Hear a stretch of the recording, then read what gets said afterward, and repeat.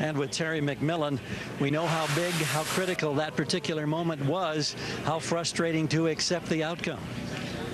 You know what? You just can't even accept this. This is, you know, I mean, we had a good car all weekend. As soon as we hit the throttle, this thing just went up in smoke.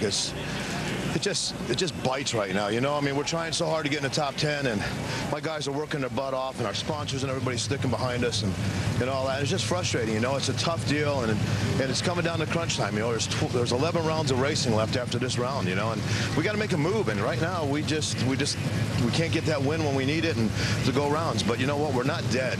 We're just a little setback at the moment, but you know, we're going to go into Brainerd, and you know, we ran good in Brainerd, and I think that's Brainerd. We're going to turn this thing around. We're going to get it back on track because my guys are good enough, my sponsors are good enough, and I'm good enough, and we got a team that get in the top 10. We just got to get it figured out. But right now, it's just it's bittersweet. Thank you, Terry. Shows you how much that hurts. Well, with Grubnick gone and McMillen gone, the door is now wide open for Bob Vandergriff. Take a look at that.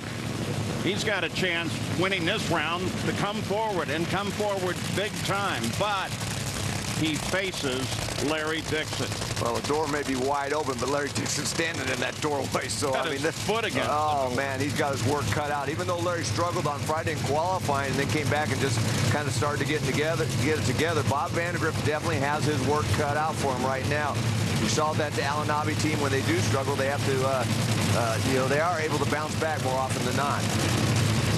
And Mike Dunn, you know how Rob Flynn races. He is very conservative. He told me this morning he is not going to try to do something he doesn't know how to do. In other words, they ran an 87 in qualifying, or an 89, I'm sorry. He may try to run an 87. I bet they backed it down right now just to go down the racetrack. They cannot beat themselves.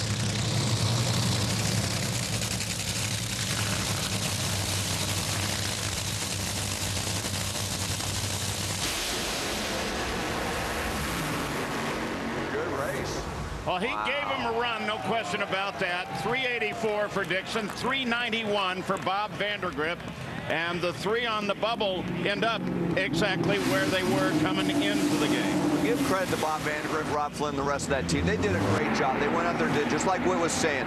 Go down the racetrack. Don't beat ourselves. Don't try to run a number we know we're not capable of yet, because Rob just started a few races ago. But that Alanabi car with Larry Dixon, I mean, he ain't the champion for nothing.